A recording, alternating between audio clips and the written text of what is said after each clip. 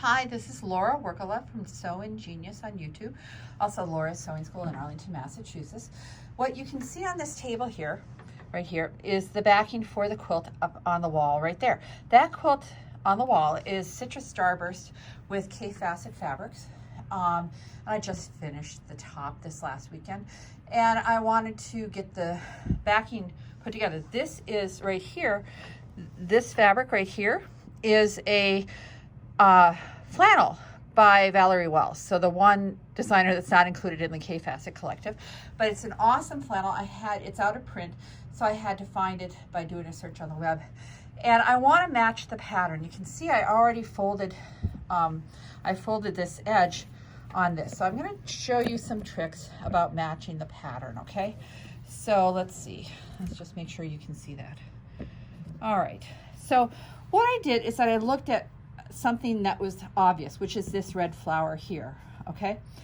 And the pattern does not match directly across. Like if I go to the other edge of this fabric here, let's bring that back a little bit. Okay, if I go to the other edge of the selvage over this way, it's not going to match up. It takes a half repeat to match up. So that kind of helps, because then I didn't need multiples of 24, even though I had it. So I'm going to lose about 7 or 8 inches of fabric, but I have enough for the width of the quilt, because the quilt right now is about 62, 63 inches. And when I'm done here, I'll have maybe about 72 inches to use. So that's about an extra 10 inches, which is what you want. Okay, so what I want to show you here, how I decided where to join it. I always fold back and press the fabric where I want the join to happen, but I want to press it really evenly. So what I did is that I measured to this, what I felt was the center of this flower, and I can move this down here, all right, like that.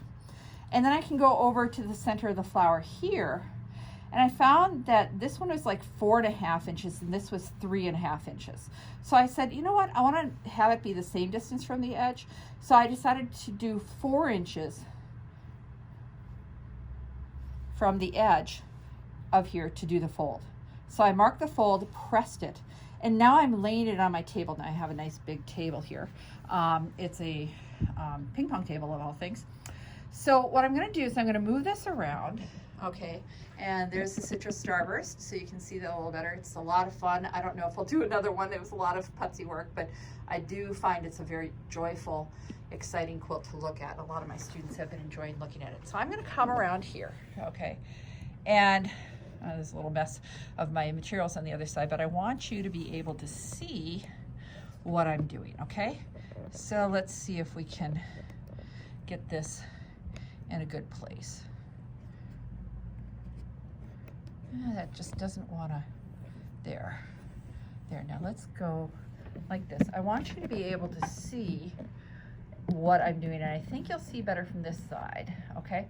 I've already put a couple pins in here, but I pulled this back so I could show you how I figured out how much overlap to do. I decided to average that amount, okay? So what I find is I always pin at places that are distinct, where there's a line, like the white line in here. I'm going to pin a lot in here. I'm not going to pin much here, maybe every 2 inches.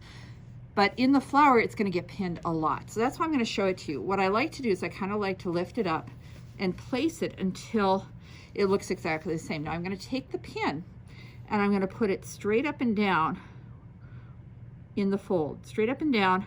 I don't want to go way over in the fold. I want to be right at the fold and barely catch that. Hit the table, make sure I'm getting there, hit the table. And when there's about a 1/2 inch, 3/8 to 1/2 inch of the pin underneath there, I start pushing it through. Then I'm going to lift up. Whoops, I didn't catch the edge. So this is a good time to see if you do catch the edge. All right, there. Go like that. Lift that top layer up. And it makes a little popping sound so that you're only going through the seam-allowance. I'll show you once I get a few of these closer to the top edge. So I'm going to do one right at the very upper corner. Put it in, lift that top layer off. And then I'm going to do a lot of pins here. Now you don't want to put the pin in too far. You don't want to push it all the way to the fabric, because you're going to be sewing over these pins as you go along. And I'm going to go here, put a pin in there, pop. All right. Put a, oop, I don't think I caught the edge. Put a pin in. Now, here, pop that off that and push it in a little bit. There are a lot of white lines. I want them all to match. I'm picky that way. Hit the table, lift up. I can just, like, here's the pin sticking out. I'll pull it back so barely any bit of the point is sticking out and pull that fabric off of it. I like to use my glass head pins. They're 1 3/8 inches long, so it's a nice amount, so I know I'll have enough room to get by it with the presser foot. There, put it in, pop that off.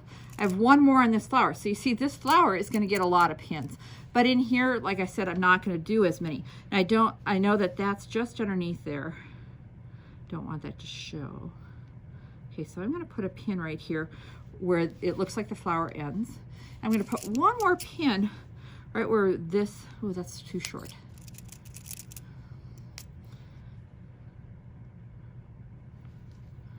All right, there. Okay, now what's gonna happen when I go to sew, I hope you can see this, you can see the pin sticking out in the seam allowance. And once, since it sometimes can be hard to see where that is, there's a crease. I want to mark in the crease. If you had dark fabric, you would use like a chocolate liner. I know people have different attitudes about friction pens, and I can say I still use them. Good, you can see that. Sorry, I had to come around.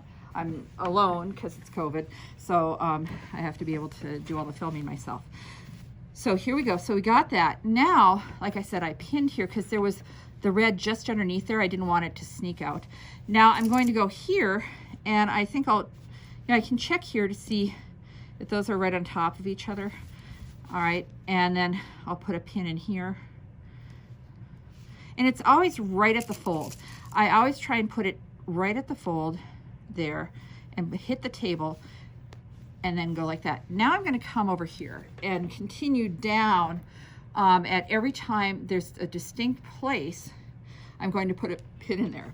And then I'm going to flip this one over on top of this one to bring it to the sewing machine. And before I take it to the sewing machine, I'm going to mark that line in the crease.